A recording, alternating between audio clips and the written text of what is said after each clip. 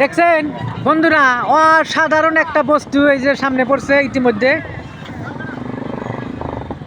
মানে যারে কয় মোরগ, একটা মোরগ দেখেন, এই যে কত বড় একটা মোরগ, এই যে কাকু নিয়ে দাঁড়িয়ে রয়েছে। এই মোরগটা যে কয় হাজার যে দাম চাবো, এটা ছোট মানে কি ভালো সাইজের একটা বিয়ে বাড়ি হবো এই মোরগ দিয়ে। এইরকম একটা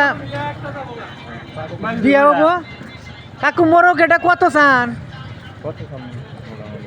তা তো কয় হাজার মান চান কিছু মাসার?